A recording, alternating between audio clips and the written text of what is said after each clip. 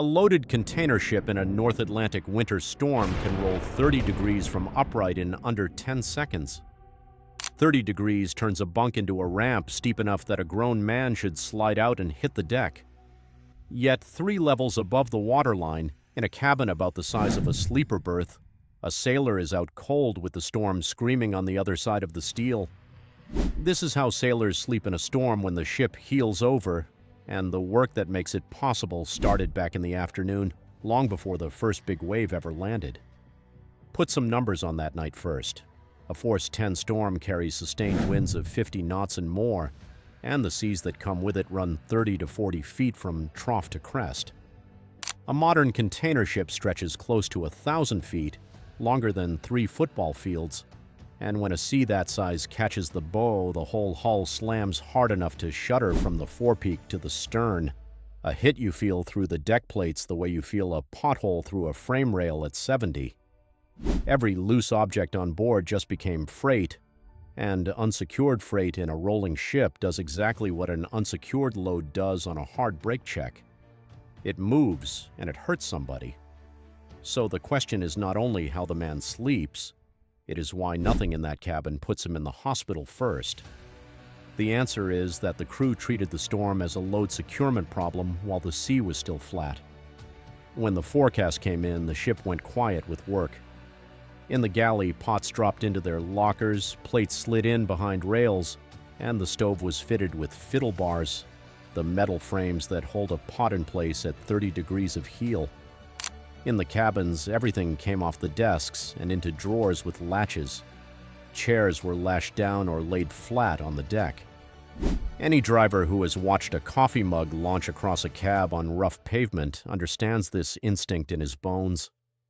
Then the man checked the one piece of equipment his life depends on tonight: his bunk.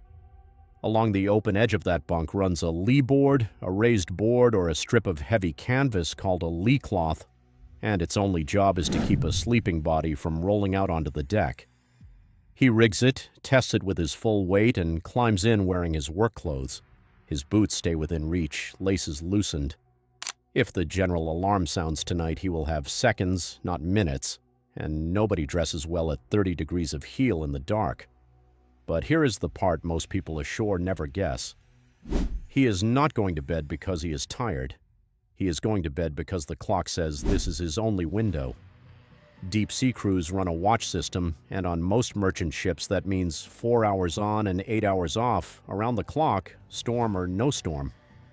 Our man stands the 4 to 8 watch, so his off hours run from 8 in the evening until 4 in the morning, and those are his sleep hours, period.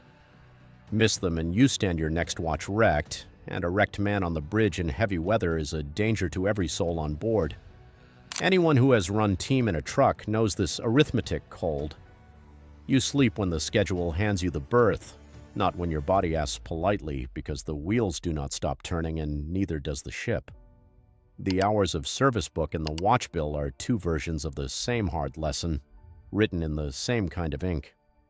So he closes his eyes while the barometer is still falling and the rolls are still gentle. Around midnight, the sea calls his bluff. The first violent roll arrives with the deep part of the night. The ship climbs a sea, hangs at the crest, and lays over far enough that the man's entire body weight presses into the lee board. On a hull this size, a full roll cycle runs about 20 seconds, a slow, steady clock the body can learn.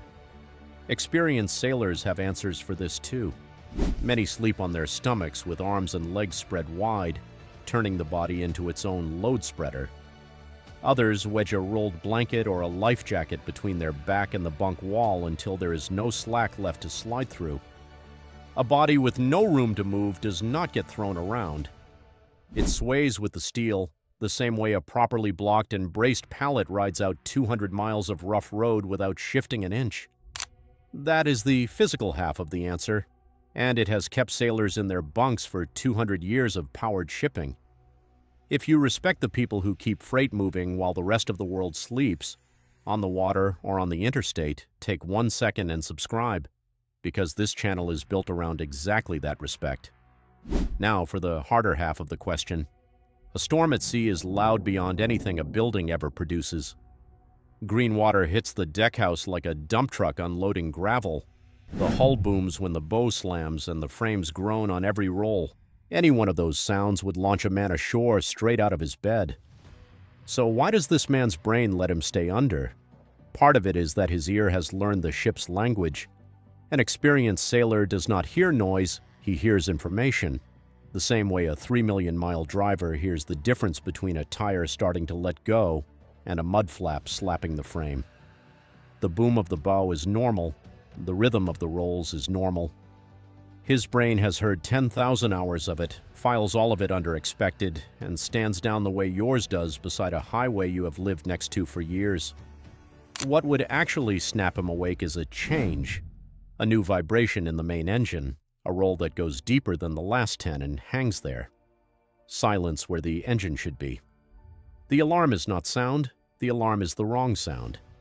And underneath that learned ear sits something older, wired into the skull itself. Inside each inner ear is the vestibular system, a set of fluid-filled canals that reports every tilt and every acceleration straight to the brain. On a first voyage, that system floods the brain with alarm signals around the clock, which is why new sailors spend their first days green and miserable over a bucket. But the brain is a pattern machine. Give it 2 or 3 days of constant motion and it recalibrates, files the ship's movement as background, and quits sounding the alert. Sailors call it getting your sea legs. What it actually means is stranger than the name suggests. Once the vestibular system accepts the ship's rhythm, motion stops registering as a threat and starts working as a lullaby. Sleep researchers at the University of Geneva put adults on beds that rocked in a slow, steady cycle and measured the results. The rocking group fell asleep faster than people in still beds and spent more of the night in deep sleep, the stage that actually restores a working man. The motion did not merely fail to wake them, it drove their brains deeper.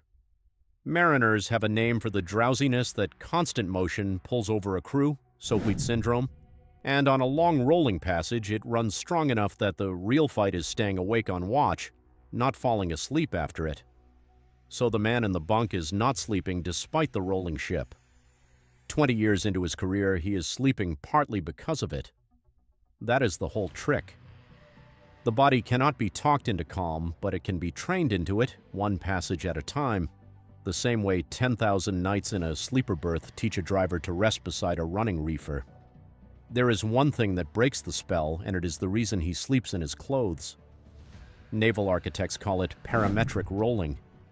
When the timing of the waves lines up wrong with the ship's natural roll period, each roll feeds energy into the next, and a ship can build from 12 degrees to 35 in only a handful of cycles. In October 1998, the container ship APL China ran into that trap in a Pacific storm. The hull survived, but with rolls reported near 40 degrees, the ship threw hundreds of containers over the side and crushed hundreds more on deck. On a night like that, nobody sleeps. Every off-watch hand is up and dressed in seconds because he never undressed, and the bunk he just cleared is the last thing on his mind. Tonight is not that night. By 4 in the morning, his window closes. He wakes before anyone knocks. The way scheduled sleepers everywhere learn to do, pulls his boots on and climbs to the bridge to take the ship through the back half of the storm. The wind is still screaming. The seas are still running 40 feet. But he is rested, and out there, rest is the difference between a hard night and a casualty report. The sea never learned to care about the people who cross it. So the people learn to sleep on its terms, one off watch at a time, 30 degrees over, with the storm 2 feet from the pillow.